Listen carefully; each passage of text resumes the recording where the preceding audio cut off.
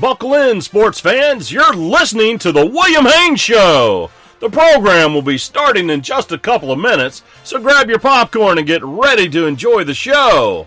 While you're waiting, make sure you're following us on social media at WHBC Stream and staying tuned to WHBCStream.com. We're so glad to have you today on the program, and we'd love to hear from you. Drop us a line on Twitter or call the show 352-639-0036. And thanks again for tuning in.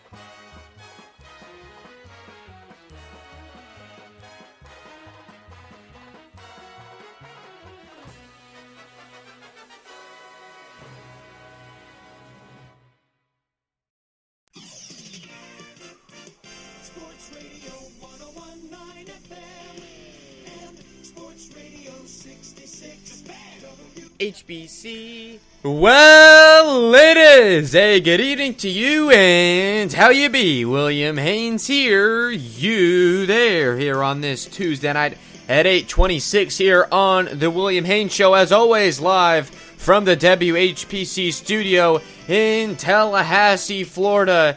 We have not only Game 1, a Rays playoff victory to talk about, but oh, don't you forget the Lightning bringing the Stanley Cup back home for the first time since 2004.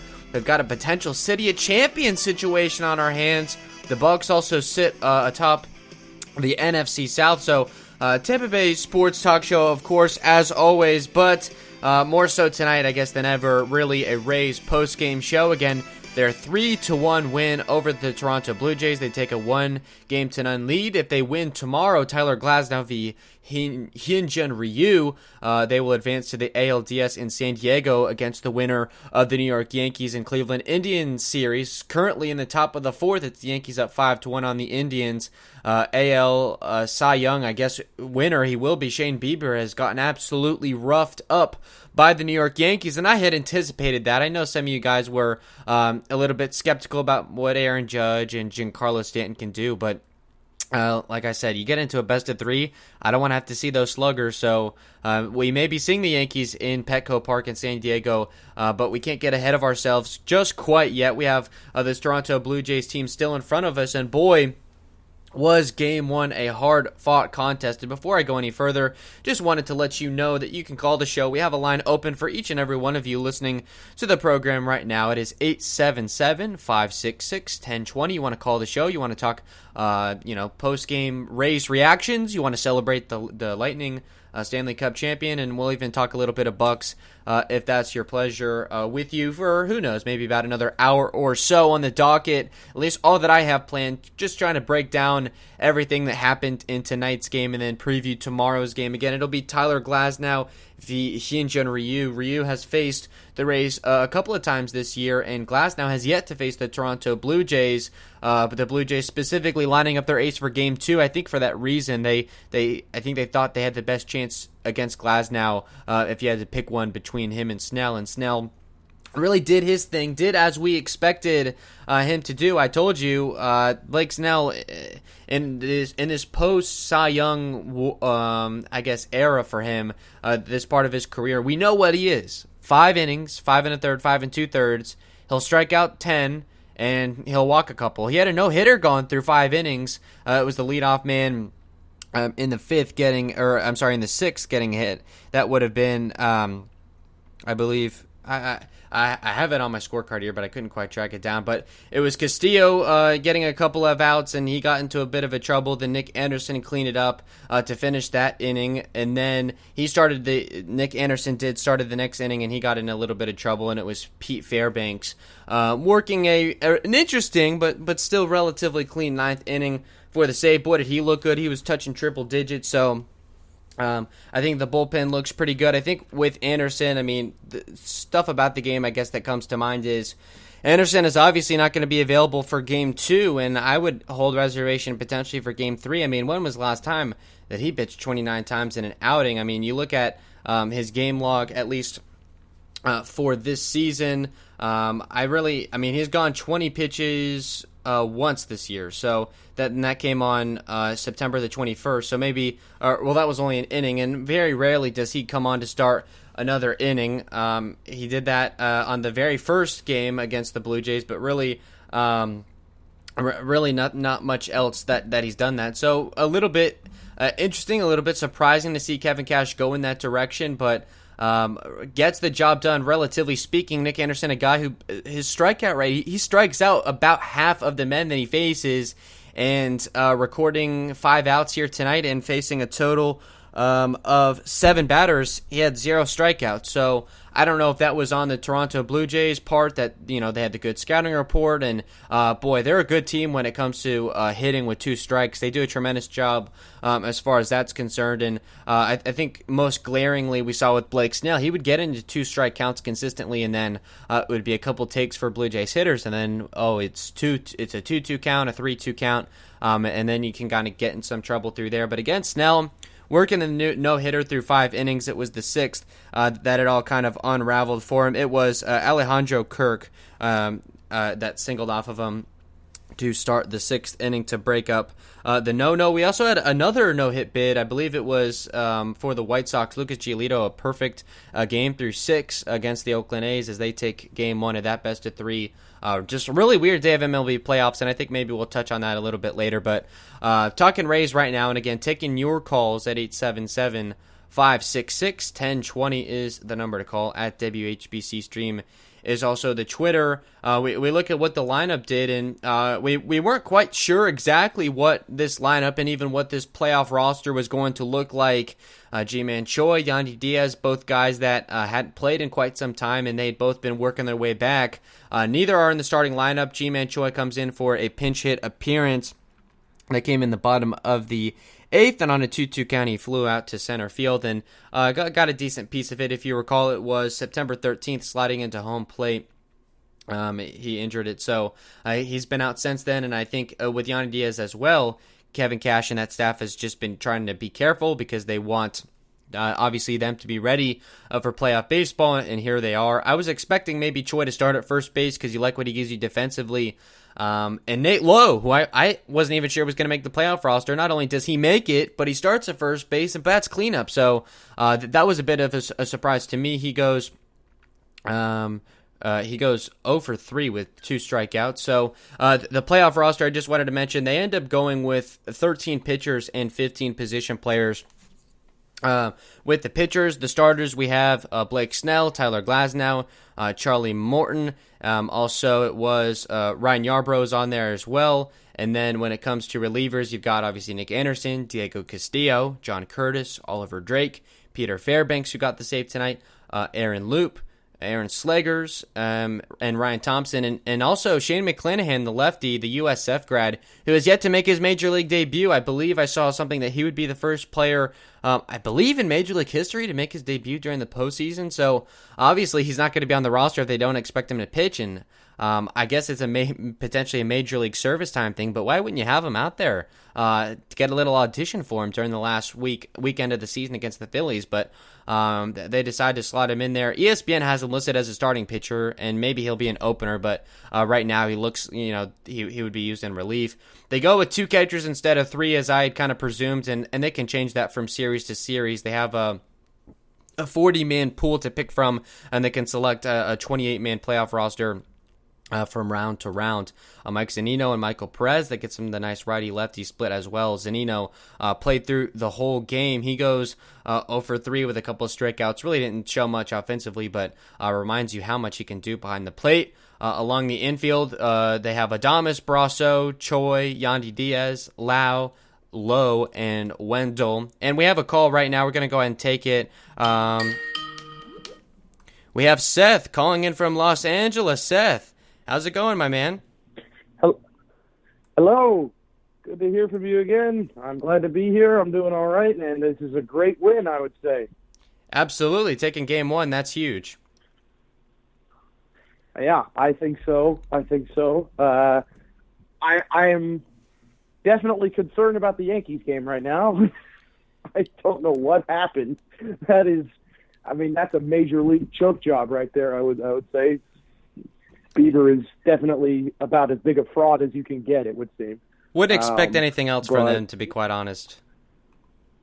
No, but what I didn't expect was for Bieber to be this much of a fraud. In all honesty, I thought he would be at least decent in his first postseason start. This is not even decent. This is blowout territory. He's given up 5 runs as of last I checked. Is it more now? I don't even know. But yeah, that's the only thing that could really bum me out today. This was a huge win, and I think it really throws off the Blue Jays' plans for this series because, the win today, now Ryu basically has to save the series for them. And I think what they were hoping was that they could steal a win today. They were hoping maybe they steal a win today and then Ryu is good and they win the series. But it certainly seems like they were unable to do that, and that's probably going to put a wrench in their plans because now Ryu has to save the series for them rather than get the series over with. He has to save the series now, and as much as I love Hyunjin Ryu, and I will always support him as a former Dodger and a career Dodger until this year, I can't see this really working out as the way they think it will because I tend to think if the Blue Jays offense is as impotent as it was today and the Rays offense at least shows up against Ryu, they're going to have a serious problem. They're going to have a real problem on their hands. I will say I definitely expect Ryu to pitch. So tomorrow's going to be a tough game. No, or not tomorrow. Is it tomorrow? Yeah, it's tomorrow. When's the next game? Is it Thursday? No, tomorrow at 4. It'll be Glasnow v. Ryu for game 2. Yeah, I honestly, I don't think Charlie Montoya had any other choice. You line up Ryu against Snell in game 1 and you lose, you're pretty much SOL at that point. I know they have a myriad of different starting pitcher types, but yeah, you're right. There's no way you win 2 in a row without Ryu. So they play their cards a certain way. Like you said, they don't end up stealing game 1. Snell gives you the start, I think, that we all predicted, goes 5 2/3 with 9 strikeouts, fine, has the no-hit bid. I think he looks good. I love potentially what he could bring to the table in the next couple of series. And yeah, I think Ryu, he's played 2 games against the Rays, went 4 2/3 once, then 5 innings the second time. He's gettable, certainly, and I think it would definitely behoove the Rays if they can get out of this in just 2 games. The one thing that concerns me just a hair is the fact that we had to use Anderson so much today. Absolutely. That concerns me because that means he's now basically unusable for the rest of the series because we used him so much. And I really think Cash kind of big-brained himself, as the Discord would probably put it. He overestimated the ability of Nick to do really well in 2 innings and left him out when he probably could have put in somebody like Sheriff, who would have gotten a similar result, I imagine, or probably even better. And then you're basically dead in the water with Nick for the rest of the series. I don't think you can use him again. I think you can probably use Castillo again. I think you might be able to use Fairbanks again. I don't think we're going to see Anderson again this series because they really used him a lot today, and he's a 1-inning kind of guy.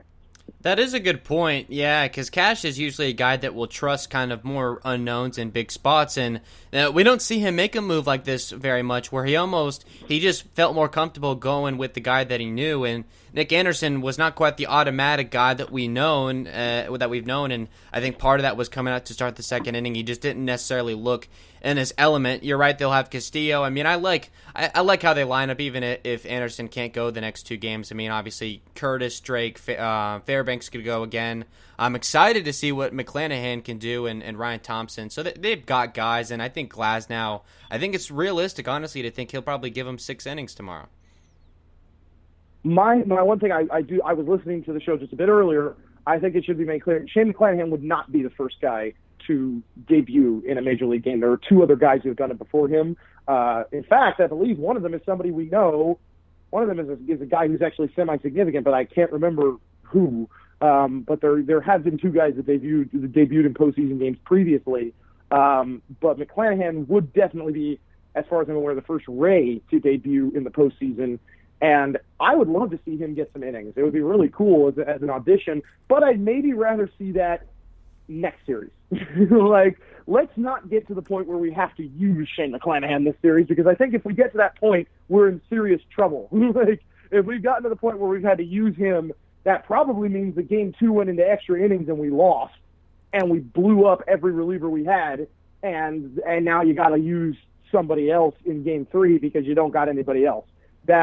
That's kind of what that sounds like to me. Like, I feel like he's not the guy that you go to automatically. He's the guy that you would go to towards the end of your reliever pool. So I prefer we don't have to use him. Optimally, I think what would be kind of a clever strategy is if Glasnow does indeed give us 6 innings, put in Yarbrough. That would be maybe my play. Or put in Fleming would be my play. For how many innings? How many batters would you let him face? I would say if Glasnow gives you 6 let's say Glasnow gives you 6, goes up to the next batter, and then just does okay, like doesn't get an immediate out, gets like a walk or something, then I say leave Yarbrough in for that inning and give him at least another one. And if he can give you another good inning, give him 3. Just let him go, like let him run all the way till the 9th. I would say let him close the game. If you really think if he's doing well and he's dealing, you might as well just leave him in, especially if we're winning.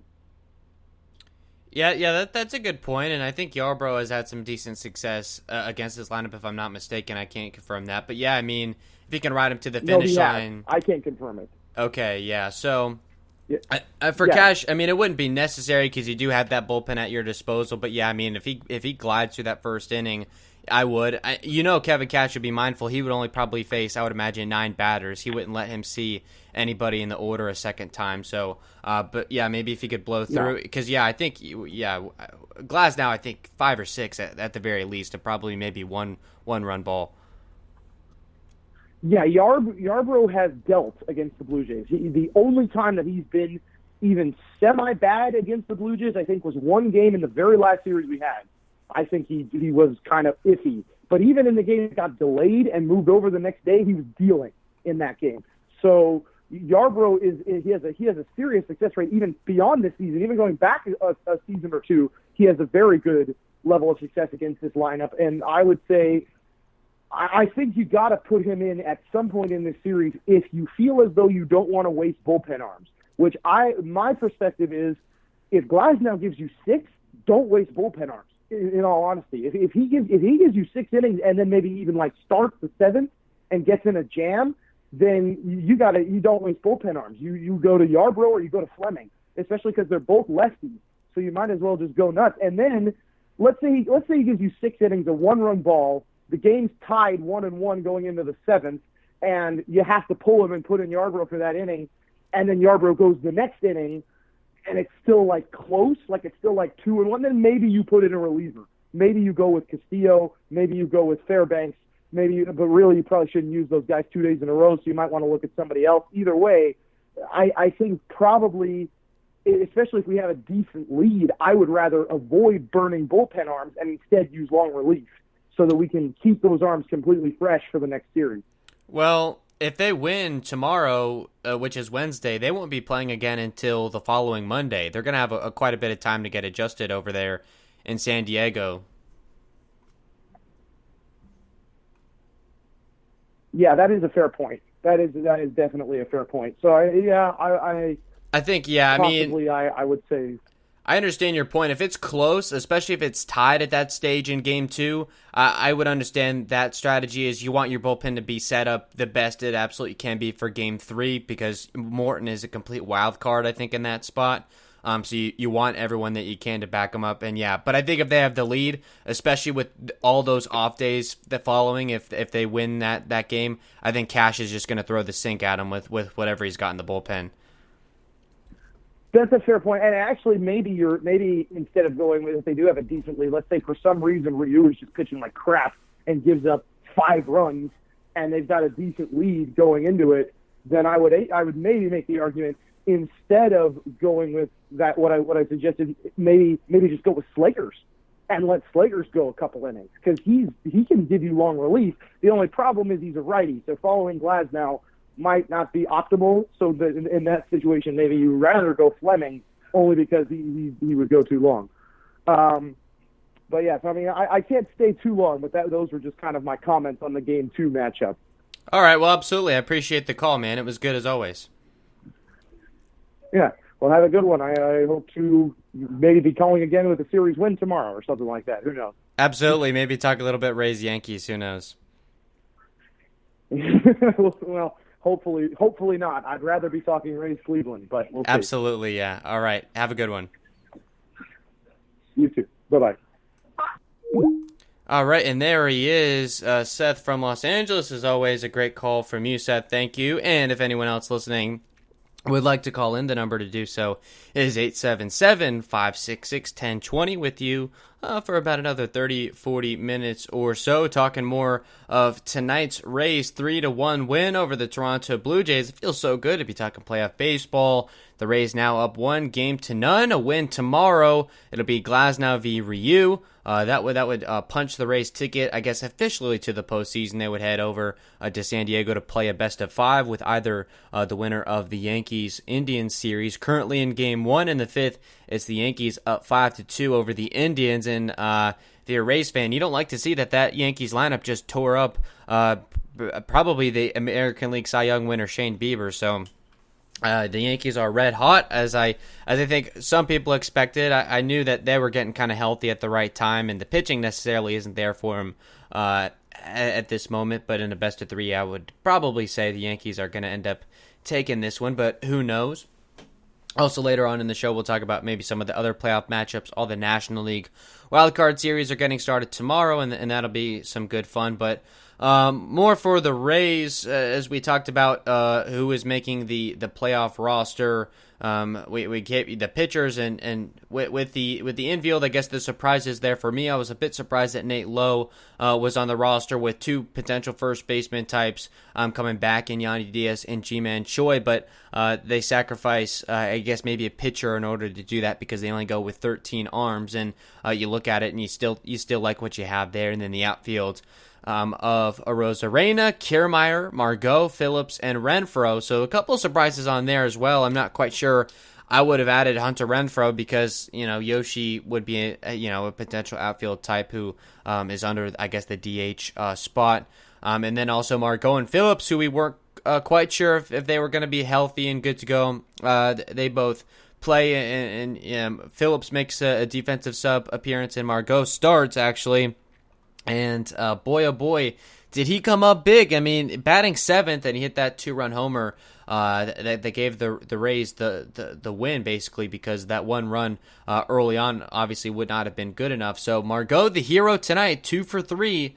The only guy in the lineup with more than 1 hit. They only had 4 hits overall, 1 from Lau, 1 from Arozarena, and then the 2 from Margot. So, 3 runs. This is a lot different baseball that the Rays are playing. They only have 2 men in running. They only have 2 runners in scoring position all game, and they go 0 for 2, of course, in that department, and they leave a total of 3 men on base. So again, as we expected, October baseball is going to be a lot different than what we're used to. It's not going to be 10 men with runners in scoring position anymore. So you got to scratch out runs where it counts, and they had a spot with Arozarena standing on third with nobody out, and if it wasn't for a wild pitch, who knows if that run even comes across. So But the Rays catch some breaks.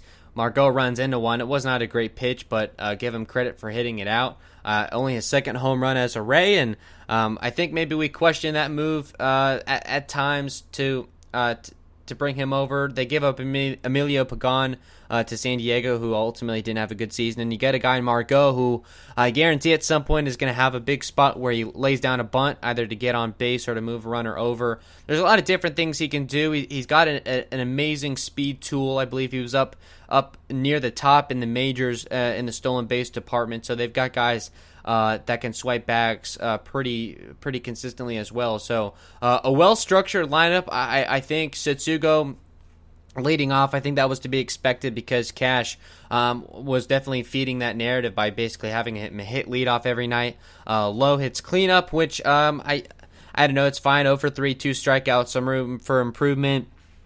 He also had a ground out to shortstop, so didn't do a whole lot there. Arozarena was huge. I'm going to say that right now, and I'll probably mention that later in the broadcast.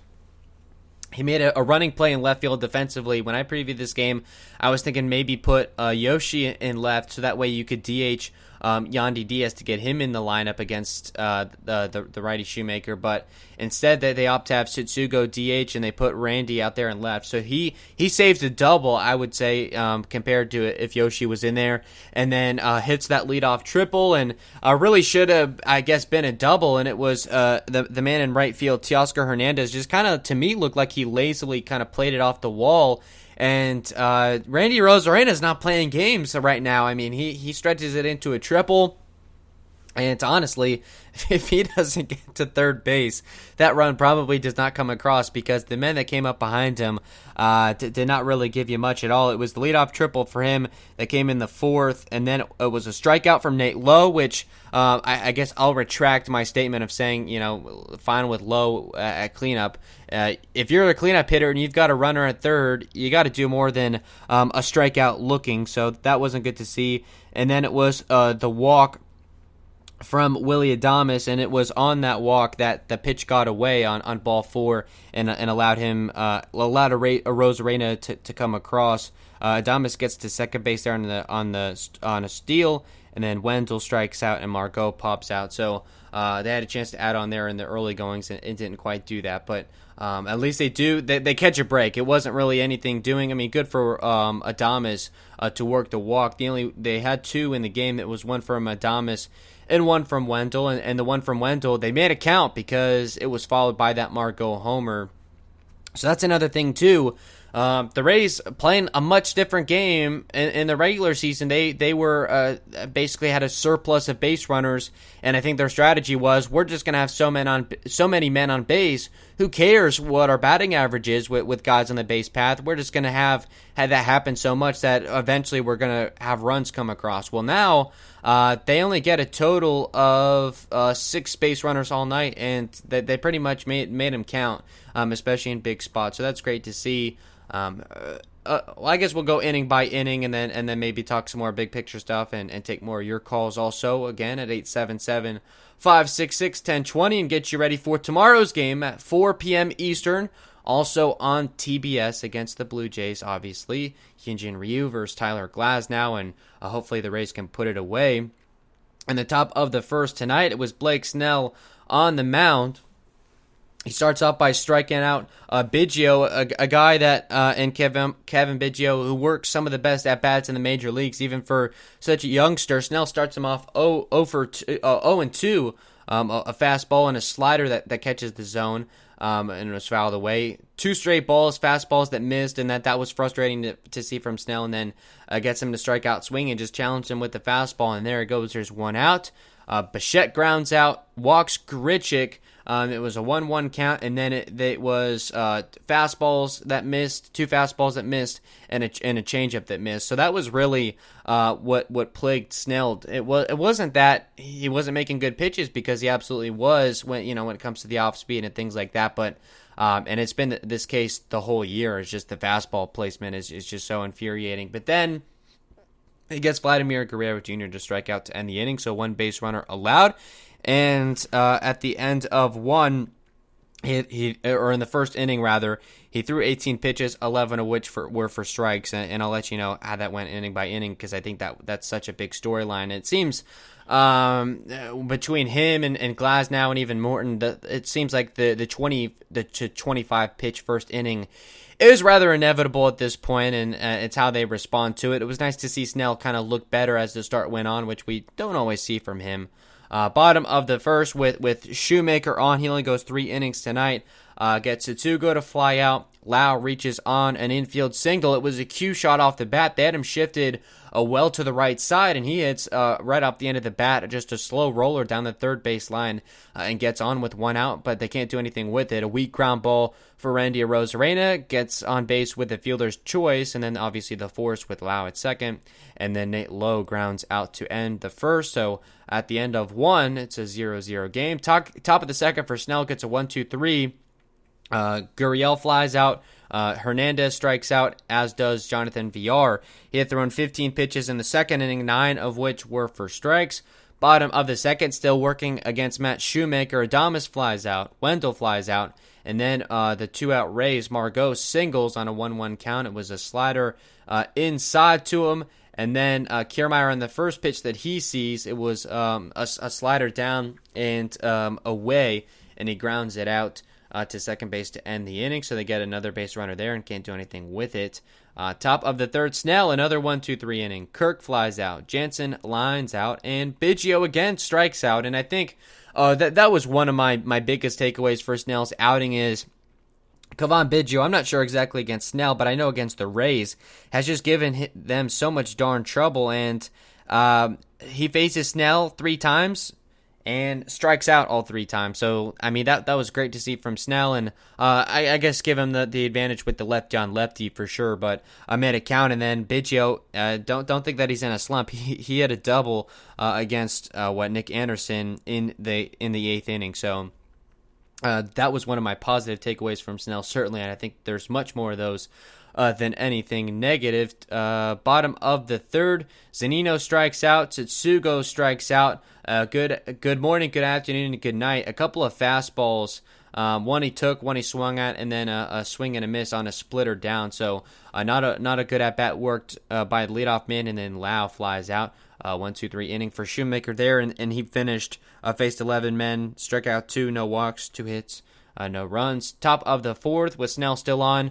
Gets 2 strikeouts right off the bat. One of Bo Bichette and one of Randall Grichuk, and did them relatively easily. 1 at bat in 4. The second at bat in 5 pitches. And then Vladimir Guerrero Jr. on the first pitch grounds out to short to end things. So another 1-2-3. At that point, he had retired 9 men in a row. And in the 4th inning, he threw 10 pitches, 7 of which were for strikes. So those 10 pitch innings are key. And he only threw 82 pitches, and he could have gone much deeper into the game. I mean, potentially, when he left, it was a 1-0 game, so you got to play matchups. But a guy that could have probably easily gone 7 innings tonight. So that was good to see, and I think that'll end up paying dividends. Maybe not necessarily tonight, but he'll start game 1, I would imagine, at the ALDS if they are to make it that far, and you have him in play certainly to come out of the pen the rest of the series if he does that, and also if they would want to start him on short rest in game 5, they have that option. I won't necessarily have that discussion yet because we got to get there first, but he's going to be your game 1 starter if they make it to the best of 5, and he looked awfully good tonight. Bottom of the 4th, the Rays finally strike. It was Arozarena with that leadoff triple. Again, it was played kind of lazily by the right fielder Teoscar Hernandez, and Arozarena with heads-up play hustles and gets all the way to third base. It was on a 2-1 pitch. It was a 93-mile-an-hour fastball up, so Arozarena was able to get pretty much all of it and gets 3 bases on the play. Then Nate Lowe, the cleanup man, that's got to bring him in. He strikes out looking, which you don't want to see either. It was just a fastball that ran a little bit away from the left-hander, but didn't even make an offering at it. It was only 93 miles an hour for the first out. Then Adames, he works a walk, and on that ball 4 pitch, it was a slider into Adames.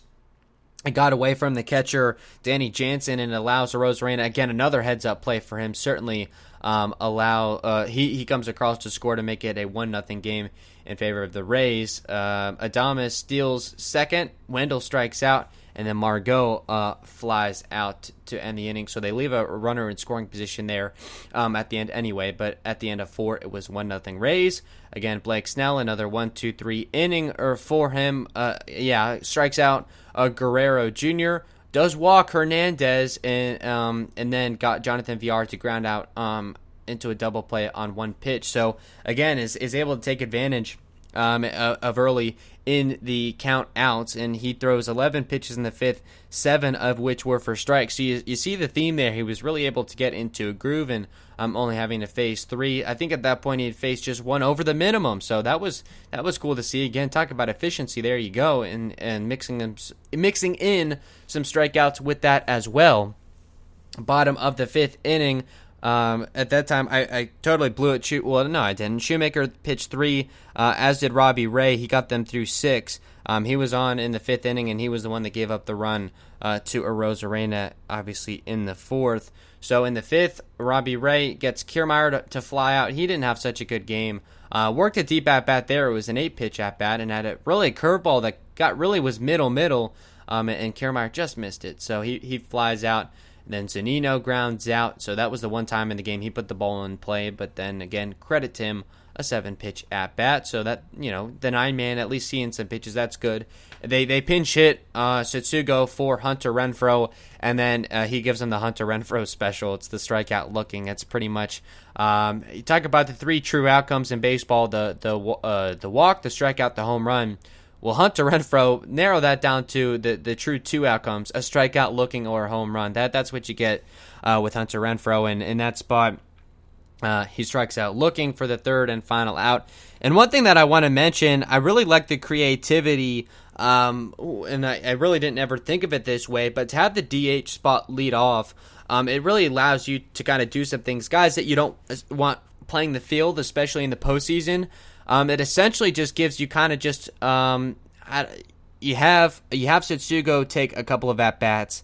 It was Renfroe takes that one at bat, and then Ji-Man Choi pinch hit for Renfroe then at the DH spot and was able to take an at bat. So that's a perfect opportunity, especially if you need to get a rally started when you flip over to the top of the lineup. I really like that, and I think maybe that was one thing that I guess that's something I missed with the thought process of having Setsugo lead off, and especially if he's just going to be the designated DH, so to say. Renfroe gets the at bat there and strikes out looking. Top of the sixth inning, Blake Snell on, and it was Alejandro Kirk singling to break up a no-hitter that Snell had going through 5 innings.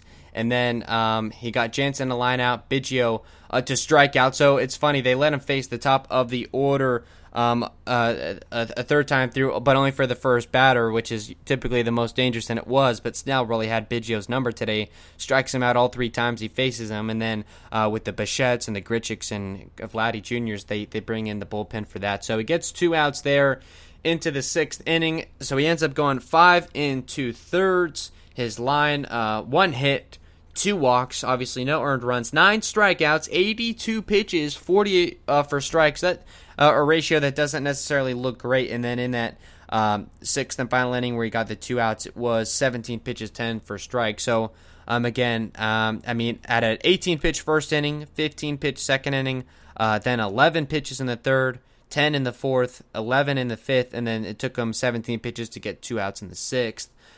He faced 19 men, threw a first pitch strike to 13 of them. So did a relatively good job of getting ahead of the hitters to start the at-bats, which obviously for a guy that's such a big strikeout guy is going to be a big deal in getting that done. So ultimately, you got to like how you feel about him. He's going to be your game 1 starter in the ALDS if they make it. And is a piece to come out of the bullpen. So a good stuff from Snell, certainly, and went a long way, I think, with the way that the bullpen kind of made you hold your breath there. So if Snell didn't go that far in the game, who knows how this would would have gone. And then I won't obviously spend too much time on it, but talk about a landslide. If Game 1 gets away for the Rays, then you got to face Hyunjin Ryu in Game 2. That can get ugly quick, and Kevin Cash had the quote basically to say that a 3-game wildcard set basically feels like 3 consecutive Game 7s, and in many ways that's true. So really, and Snell went a long way in securing this win for the Rays, so hats off certainly to him. And then, after he strikes out Biggio for the second out, Diego Castillo comes in and gets Bo Bichette to ground into a fielder's choice. Bottom of the 6th, Robbie Ray, in his third and final inning, got a 1-2-3, got Lau to pop out, a Rosarena to strike out, as well as Nate Lowe struck out on 3 pitches. So a really rough game for Nate Lowe. It's one game. He only had 3 at-bats as well, so I'm not going to bash him. That's not the right thing to do, but that was part of my concern. He found a rhythm there in the regular season. I don't see him there yet. He's, I guess, the eventual replacement to G-Man Choi at first base, if not maybe Mike Brasso, but I don't really think he's ready. He strikes out a ton. He's a power guy that didn't hit a whole lot of home runs in limited action this year. But yeah, doesn't get on base as much as I'd like, doesn't walk as much as I'd like, and even as far as seeing pitches, doesn't do a whole lot of that. It was an 0-2 count where he struck out the first time, then a 1-2 count, and then an 0-2 count. So he's not even working into counts, and Dave Wills on the radio broadcast was mentioning a point where the Rays, they take pitches, sure, but they take the wrong ones. They take pitches to a fault, basically.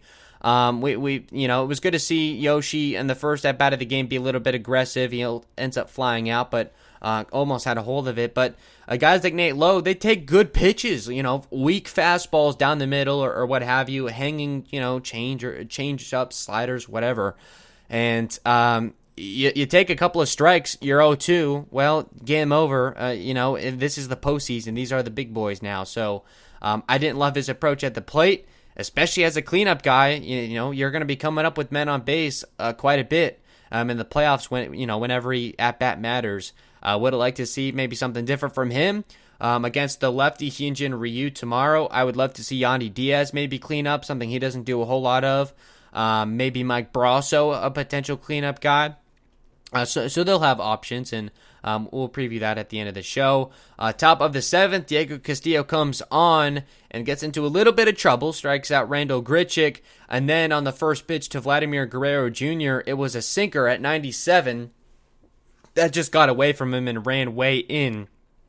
So you thought he was going to be able to work a quick 7th because it was a 1-2-3 at bat to Grichuk, but no, the first pitch hits Vladdy Jr., so there's a man on with 1 out, and then on an 8-pitch at bat, Lourdes Gurriel Jr. singles to left that moves Vladdy to second. So again, first and second with 1 out in a 1-0 game.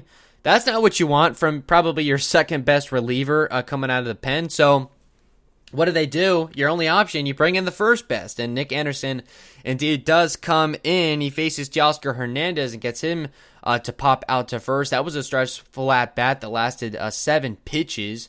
And then they pinch hit Joe Panic for Jonathan Villar, which I totally don't get because Panic is not a good hitter. It really should have been Rowdy Tellez in that spot, and I'm sure people in Toronto are calling in on whatever show they've got to complain about Charlie Montoyo because I think, and you'll hear a little bit later the reason why, I think the Blue Jays could have potentially had that game in their hands, but instead, Joe Panic comes in and on an 0-2 pitch, lines out to Willie Adames, and that was a really interesting play too. If Willie Adames wasn't exactly in that spot, it would have been a base hit, and who knows, it scores probably a run and ties it at 1, but instead it was Adames there and makes a nice jumping grab to end the 7th, or the top of the 7th rather. Bottom of the 7th, it was A.J. Cole coming on for Robbie Ray, who pitched 3 innings of 1-run ball, and A.J. Cole couldn't really do a whole lot. Strikes out Willie Adames. Then Wendell works a nice walk. He was down 1-2, and then takes 3 balls and gets on base. So 1 on, 1 out. Up comes Manny Margot, 389 feet to left. It ended up being the difference maker. Of course, scores Wendell. Makes it a 3-0 game in favor of Tampa Bay. It was on a 1-1 pitch. He had given him 2 fastballs, one up and in, and the other down and away. And then on the home run pitch, it was a cutter that basically got middle of the plate. So, as far as vertical and horizontal. So, good on Margot for being able to take advantage of that, and obviously won the game for the Rays. And then they take out A.J. Cole, obviously put in Ryan Borucki, and then Borucki gets Kiermaier and Zunino. Neither of those guys worked good at bats. Kiermaier didn't even see that many pitches. He popped out on that at bat in one pitch. Looking at my scorecard here, he worked a full at his first at bat was a one pitch AB. Then he worked a full count the second time, and then another one pitch AB. So two at bats where you only see one pitch. I don't know. I would like to see a bit different approach from Kiermaier.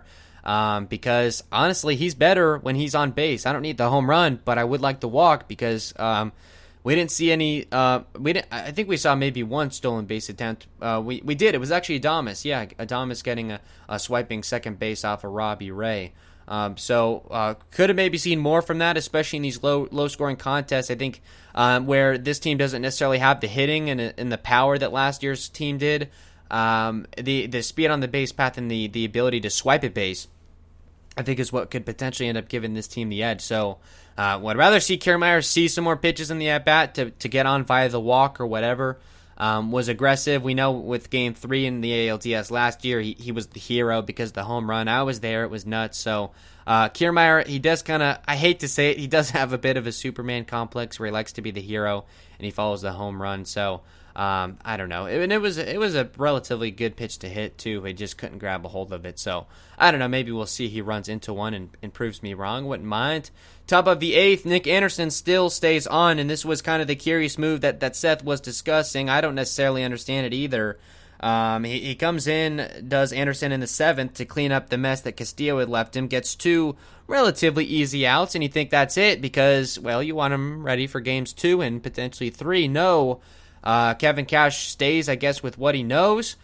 He faces Alejandro Kirk and pops out in a 7-pitch at-bat, and that made you a little bit nervous. Then they pinch hit Ratty Tellez for the catcher Jansen, and Tellez singles, and that was what I was saying with the pinch hit of Joe Panic in the 7th inning. If that had been Ratty Tellez, who knows what would have happened at that point. So Tellez singles off of him. And then Biggio, who had struck out 3 times and 3 at-bats against Snell, doubles off the first pitch from Anderson. Anderson, the trademark 94-mile-an-hour fastball up that gets so many swings and misses. Biggio able to climb the ladder and get it. And they hold Tellez, who's not a speedy base runner, at third base. So it's 2nd and 3rd with 1 out. And then I guess good on Nick Anderson for being able to kind of clean up his own mess, so to speak. On the first pitch, it was a curveball that got middle, so that scares you a little bit. It's a sac fly to right field, and Tellez was able to tag up and score. That makes it 3-1. And then he gets Randall Grichuk to line into shortstop. This was the correction, the earlier play that I had mentioned, where the Willie Adames made the diving catch. This was the one actually where it would have been a base hit if Adames had not been in the position and had not made the nice play. So saved a run there, and that's what Adames is in the lineup for. Maybe not for his offensive output, but what he can do at shortstop, and that was big to see for him. So helps Nick Anderson in that way getting out of it. Anderson ultimately ends up finishing with an inning and 2/3, an earned run on 2 hits, no walks, no strikeouts. 29 pitches, 24 strikes, faced 7 men, threw a first pitch strike to 5 of them. So I don't get the move to bring him out for the 8th. They do it. He gives up only a run, and thankfully the Margot home run able to make the difference, and they're able to get out of this with a win. But as Seth had mentioned, this takes him out for Game 2, and I would posit most likely for Game 3 because there's no way with 29 pitches that he's going to be ready to go on Thursday. And especially with the 1 batter minimum, I would get if it's a righty, you want to have him face like Bichette or Grichuk, Vladdy Jr., whatever.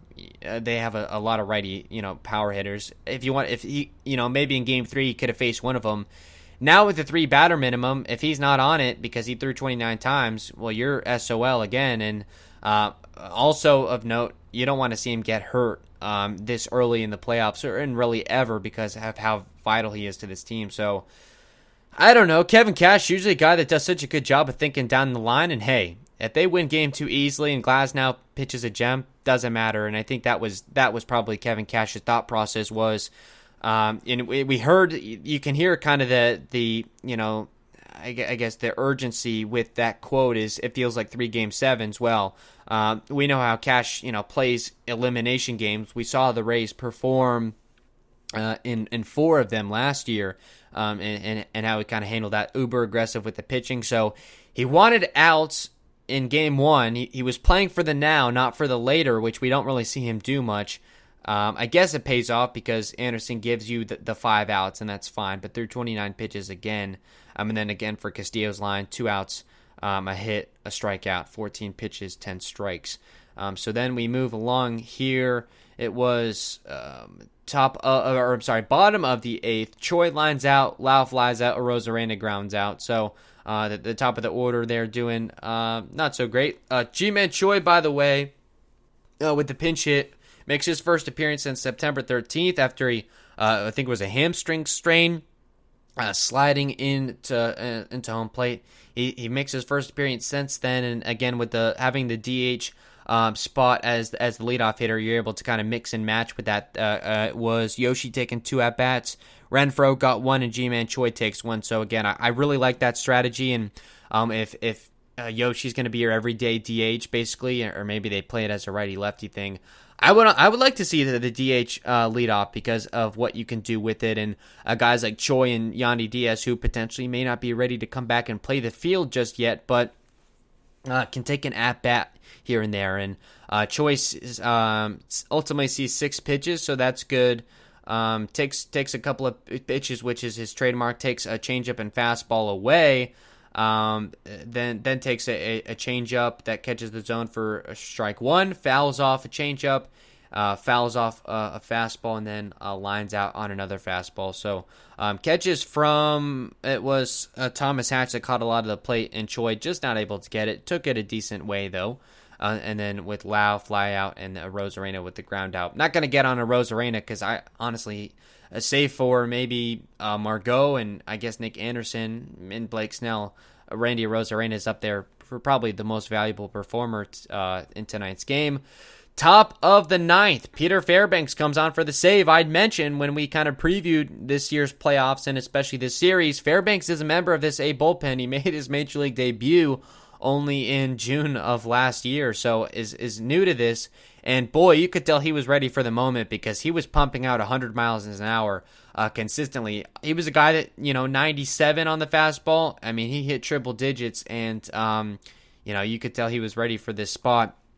And also to note, Brett Phillips takes over for Arozarena in left field. I don't necessarily get that. Randy's a good left fielder, but Brett Phillips maybe just a dash better, and they go with that. That's fine.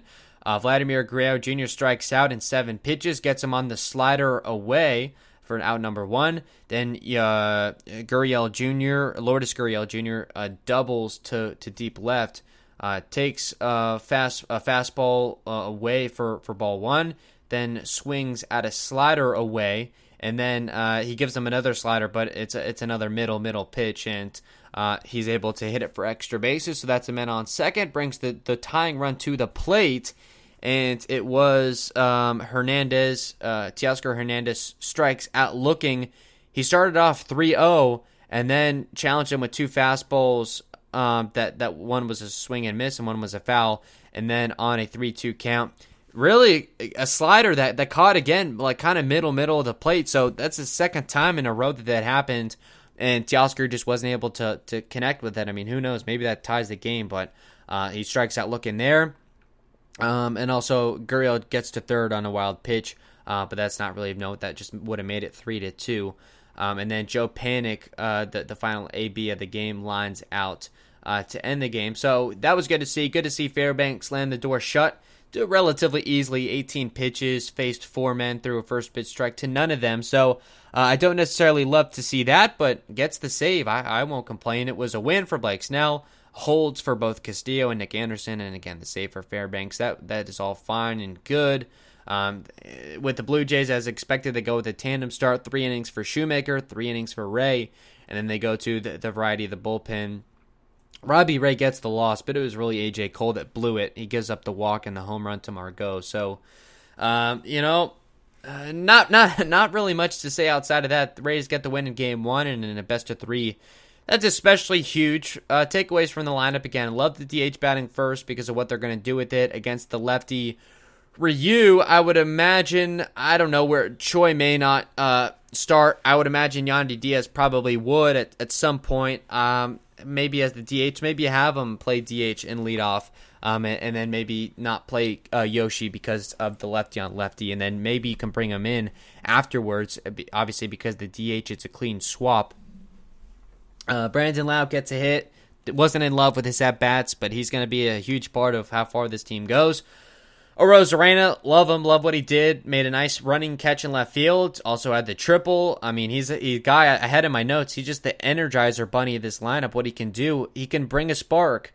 If the offense can't get anything going, Arozarena with the hustle leadoff triple, then all of a sudden, we talk about on the show all the time about manufacturing runs when they're tough to come by. Well, there you go. A runner at third with no outs, that's about as a gimme as you can get. So, good to see that. That was his only hit, though. Strikes out once, no walks for him. Low, I think, was one of my low lights of the game. 0 for 3, 2 strikeouts, a couple of one, or no, that was Kiermaier. Low, just some bad at-bats where he was down in the count almost immediately, 0-1 and then 0-2, including a strikeout looking, which you hate to see that. So it's just a game, and he's going to get more shots, but as a guy that's playing cleanup, you need a little bit better from that spot. Adames goes 0 for 2, works a walk, that's all fine, plays a good shortstop, so that's ultimately worth it. He bats fifth, so, I mean, he was up there in the order. Wendell 0 for 2 with a walk. He was able to play third base, which was good. That gets you the righty on lefty. Margot, obviously, with the hero, 2 for 3 with a 2-run homer. Kevin Kiermaier, 0 for 3.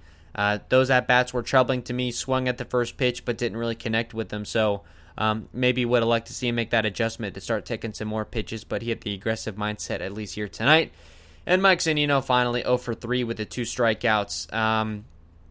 I don't know. I think what he brings on defense makes up for, striking out, even with man on base, which didn't really happen here tonight. So I think you just kind of live with it. He's kind of the automatic out there in the 9 spot, and then you flip it back over the top and then try and get some runs that way. So, again, a 3-1 win. Total for the Rays, 3 runs on 4 hits. For the Blue Jays, it was 1 run on 5 hits. Blake Snell with the start goes 5 2/3. Had a no-no through 5. A couple of walks, but otherwise, had faced the minimum through most of the way, so that was good. Castillo got into a little bit of trouble. Anderson bailed him out, and then in the next inning got in some trouble of his own. And it was Pete Fairbanks, although he brought the tying run to the plate, was ultimately able to record the save. So there's your A bullpen. We're going to go ahead and take a break. When we come back, we'll tell you everything you need to know about tomorrow's contest and maybe take some more of your calls at 877-566-1020. We'll give you the baseball scores, and we'll take a short break. HBC. Currently the only game in action, MLB playoffs, top of the 7th. It's the Yankees 7-2 over the Indians. It was Garrett Cole v. Shane Bieber. Shane Bieber will likely end up taking the loss in this one, as the Yankees will take a commanding 1-0 lead. Also, the early contest, the Astros 4-1 over the Twins. Minnesota has now set a North American professional sports record with 17 consecutive playoff losses. They had a bases-loaded situation early in the game. They only get 1 run across 9 innings. Astros come back late against Sergio Romo to win 4-1.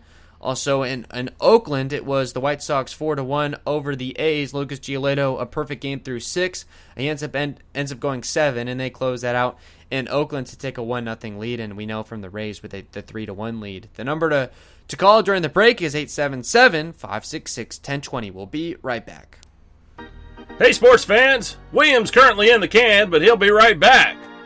We're currently on a commercial break, so don't touch that dial. Remember, you can call us at 352-639-0036 or drop us a line on Twitter at WHBCStream to tell us what's on your mind. We want to talk sports. We want to get unruly. We want you to tell us what you think so we can argue. Anyway, when all that's said and done, please stay tuned for William's world-famous Around the XFL podcast and other projects that he's currently got in the works. Please visit WHBCStream.com And thanks again for listening in.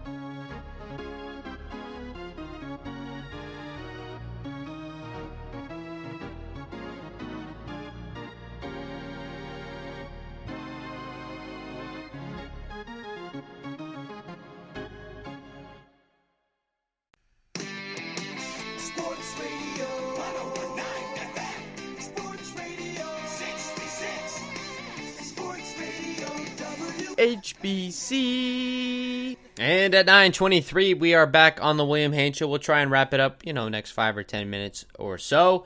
What I wanted to do now is to preview tomorrow's game, Game 2 of the best of 3. It's tomorrow at 4 p.m. Eastern, also on TBS. Rays and Blue Jays, we know it's Hyunjin Ryu, the lefty, against Tyler Glasnow, the righty. Hyunjin Ryu's line in the regular season, 5-2 with a 2.69 ERA for Tyler Glasnow, 5-1 with a 4.08 ERA. So two really, really good starting pitchers. Tyler Glasnow would probably be the one starter for most teams, but ends up being the two behind Tyler Glasnow in this case. We talked about earlier the strategy, I guess, for Charlie Montoyo. His only option here was to try and steal game 1, as Seth put it, and hope that with Ryu on the mound in game 2 that gives you the best chance. But it doesn't end up paying off in game 1. The tandem start with Matt Shoemaker and Robbie Ray doesn't pay off, although Shoemaker did pitch pretty well.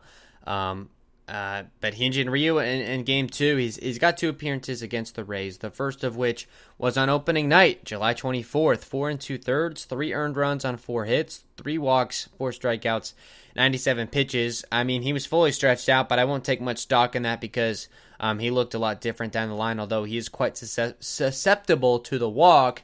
And we only saw him one other time. It was August 22nd. Also at the Trop, he went 5 innings, an earned run on 3 hits, no walks this time, 6 strikeouts, 94 pitches. We look at the July 24th contest lineup that they threw against him. Yandy Diaz led off, then Renfroe, Setsugo, Jose Martinez cleaned up, obviously not a member of the team anymore. Then Margot, Brasso, Adames, Kiermaier, Zanino. So with the lefty, one of the few lefties, I guess, that the Rays are probably going to face in the playoffs. They're gonna throw the righties at him, and I would imagine Yandy Diaz, if he's ready to go, and he can play first base. He's taking ground balls at third, so I don't know exactly what they would want to do with that. Maybe have Brasso play first base and Yandy Diaz play third, or I would probably do it the other way around, to be completely honest with you. But I would expect them to stack the righties and be aggressive. We saw Cash with Nick Anderson tonight. You know how he's playing these games. He's playing them very aggressively, so I'd love to see Yandy back in the lineup if he's ready. Maybe would like to see him get a pinch hit tonight, but it didn't call for it. So hopefully we'll be able to see him tomorrow.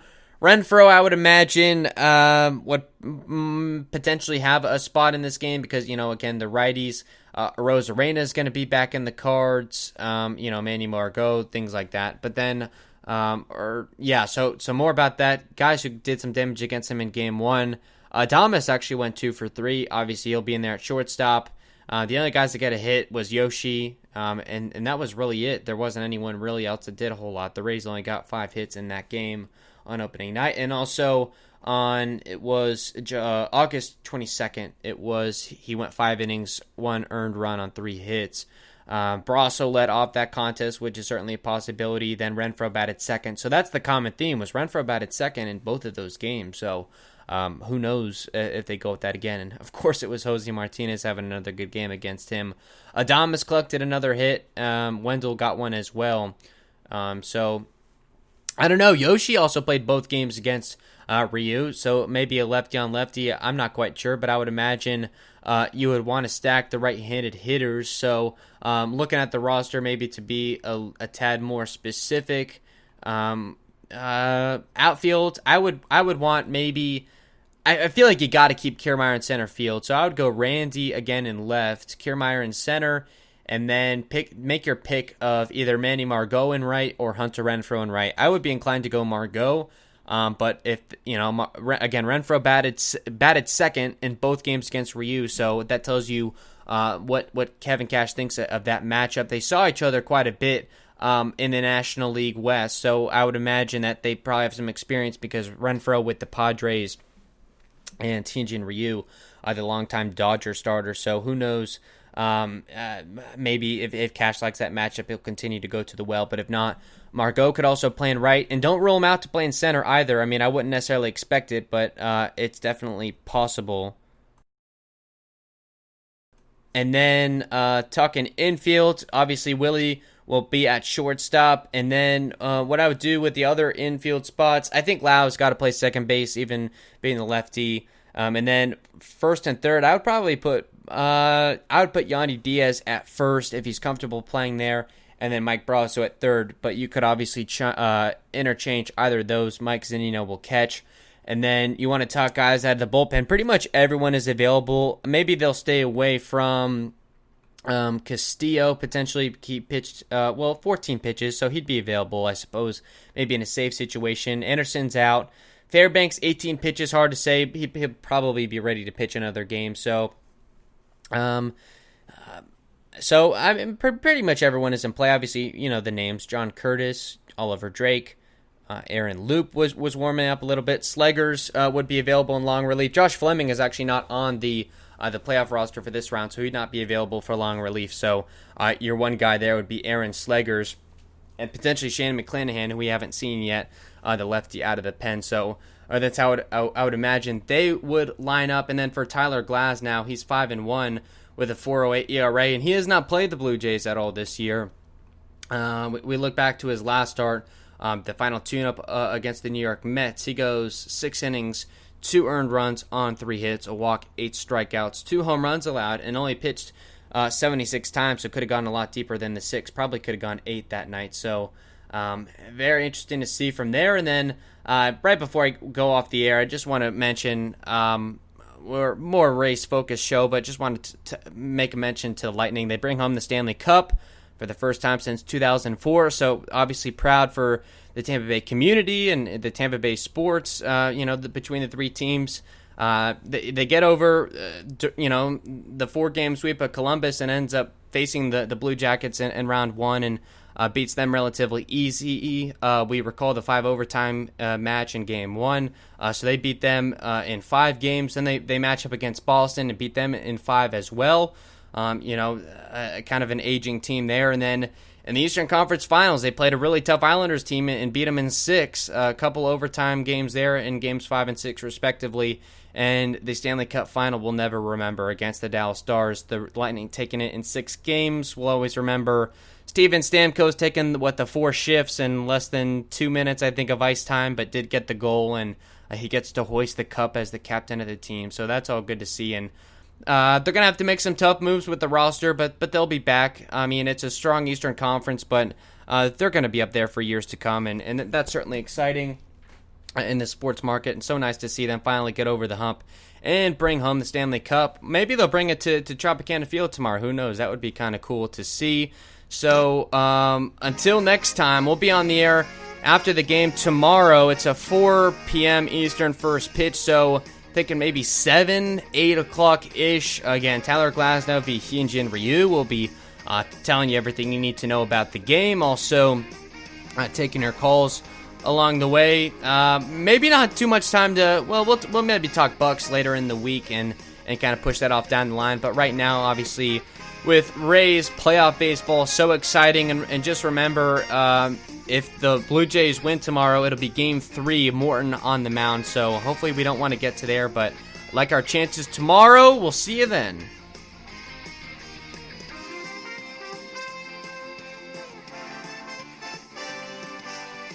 Sports Radio 101.9 FM and Sports Radio 66.